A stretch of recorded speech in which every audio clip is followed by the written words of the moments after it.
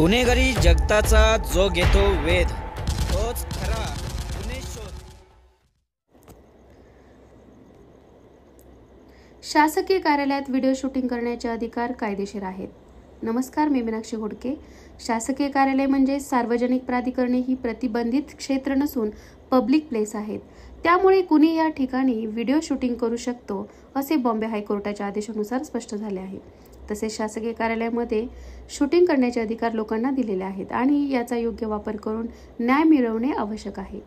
त्याबाबत महत्त्वाचे मुद्दे: लोकसेवक आणि जनता। अधिकारी हे लोकसेवक असतात आणि नागरिक म्हणजे त्यांचे मालक। त्यामुळे लोकांनी शासकीय कार्यालयात व्हिडिओ शूटिंग करणे योग्य आहे असे न्यायालयाने म्हटले आहे।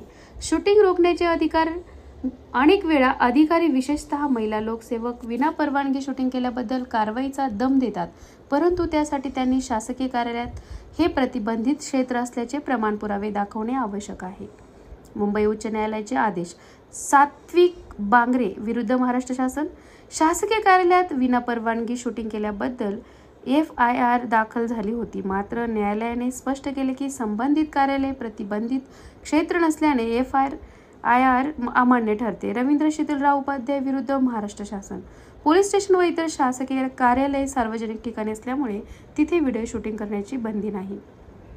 ऑफिशियल सिक्रेट्स ऍक्ट 1923 अधिकृत गुपिते कायदा 1923 या कायद्यातील कलम 3 अंतर्गत फक्त प्रतिबंधित क्षेत्रातच शूटिंगवर बंदी असते, परंतु शासकीय कार्यालयातल्या कोणत्या भागालाही नियम लागू होतो हे स्पष्ट करणे आवश्यक आहे।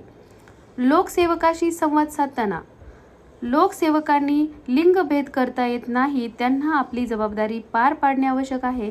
जर अधिकारी तुम्हाला थांबवण्याचा प्रयत्न करत असेल आणि त्याने हायकोर्टाच्या आदेशाचे पालन केले नाही तर संबंधित अधिकाऱ्यांवर